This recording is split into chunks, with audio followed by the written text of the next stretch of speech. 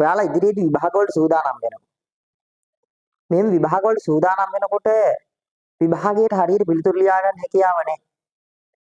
මෙහෙන් පිළිතුරු ලියා ගන්න හැකියාවක් නැති වුණාම ඔයාලට ලකුණු ලැබෙන්නේ නැහැ. ඔයාලා මේ වීඩියෝ එක ඉදිරියටම බලන්න. මේ වීඩියෝ එක ඉදිරියටම නොබලා ගියොත් ඔයාලා තමයි මේ ලෝකේ ඉන්න මෝඩයෝ. පුතේ පිළිතුරු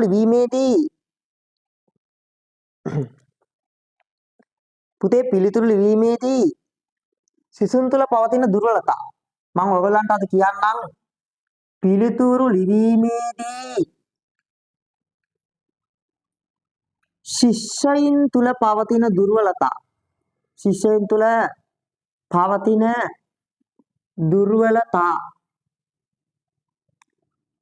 මේ කරුණු ටික වැදගත් වෙනවා සාමාන්‍ය පෙළ වගේම උසස් පෙළ ලියන දරුවන්ට.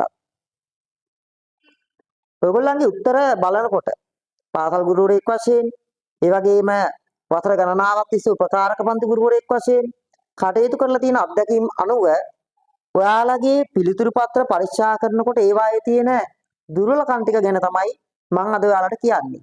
එhmenan ඔයාලා මේ වීඩියෝ එක බලලා මෙන්න මේ දුර්වලතා ටික මගහරවා ගත්තොත් ඔයාලට හැකියාව තියෙනවා ඉහළ ලකුණක් කරා යන්න. right මොනවද මේ ඔයාලගේ තියෙන දුර්වලතා? මම එකිනෙක කියන්නම්.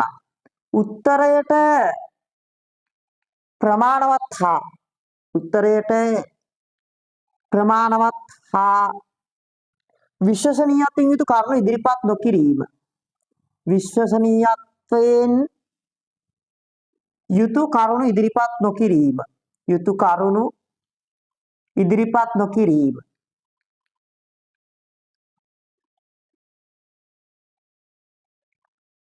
ඔයාලා පිළිතුරක් ලියනකොට අනිවාර්යයෙන්ම විශේෂයෙන් රචනාමය ප්‍රශ්නවලදී උත්තරයේ ප්‍රමාණවත් හා විශ්වසනීයත්වයෙන් යුතු කරුණු ඉදිරිපත් කරන්න ඕනේ. ඒ වගේම ඔයාලගේ අනෙක් තියෙන දුර්වලතාව තමයි ප්‍රශ්නය හරියට තේරුම්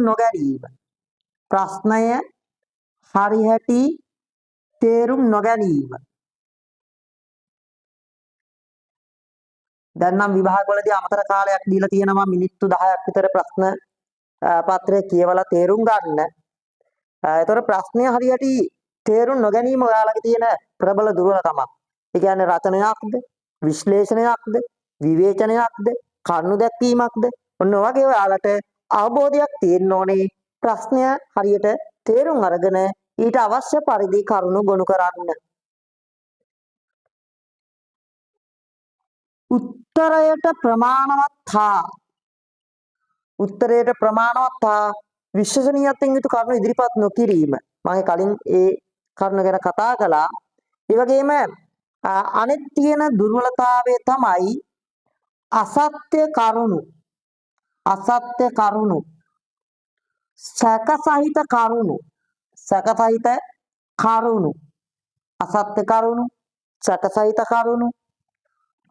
සත්‍ය ලෙසට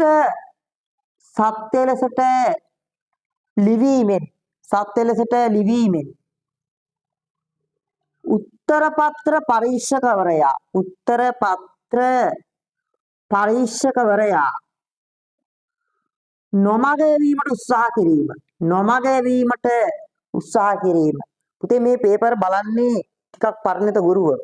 එතන මේ පේපර් වලදී ඔයාලා අසත්‍ය කරුණු ලියලා තියෙනවා නම්, සැකසහිත කරුණු ලියලා තියෙනවා නම් ඒවායේ උත්තර පත්‍ර පරීක්ෂකවරුන්ට පෙනෙනවා. ඒතර ඔයාලා ඒවා සත්‍ය ලෙසට ලිවීමෙන් ලකුණු ලබා ගන්න කටයුතු කරනවා නම් ඔයාලට තියෙන ලකුණු ටිකක් අහිමි වෙන්න මේ සාධකය බලපානවා. අවශ්‍ය තැන්වලට නිදසුන් ඉදිරිපත්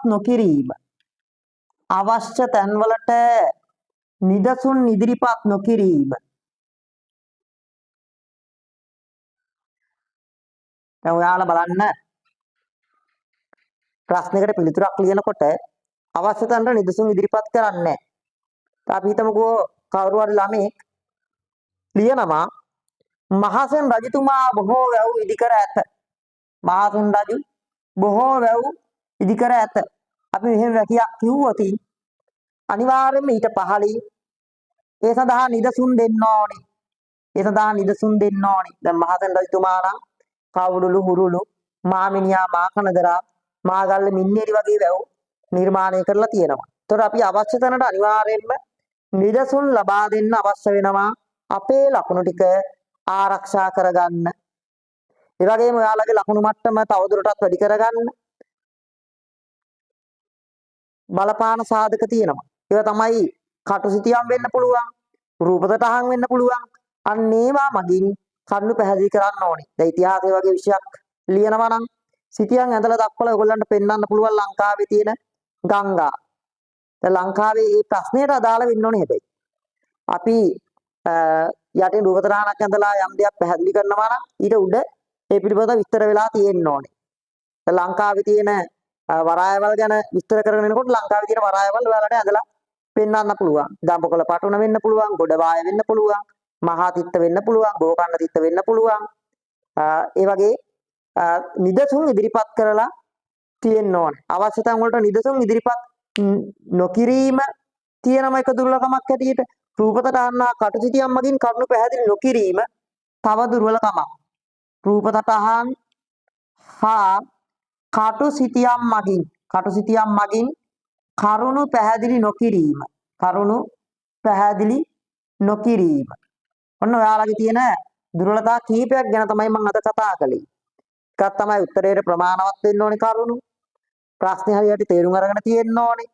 අසත්‍ය කරුණු, සැකසහිත කරුණු ආදී සත්‍ය ලෙස ලියවිලා උත්තර පත්‍ර පරීක්ෂකවරයා නොමග යවන්න කටයුතු කරලා තියෙන්න බෑ. අවශ්‍ය තැන් වලට නිදසුන් ඉදිරිපත් කරලා තියෙන්න ඕනේ. ඒ වගේම රූපසටහන් කටුසිතියම් මගින් කරුණු පැහැදිලි කරලා තියෙනවා නම් ඔයාලට පිළිතුරු ලිවීමේදී ගැටලුවක් ඇති වෙන්නේ නැහැ. ඔයාලට සමස්ත මුළු ලකුණු ප්‍රමාණය කරාම ගමන් කිරීමේ හැකියාව පවතිනවා. ඔයාලා මේ කියපු කාර්යයන් ටික හරියට කරනවා නම්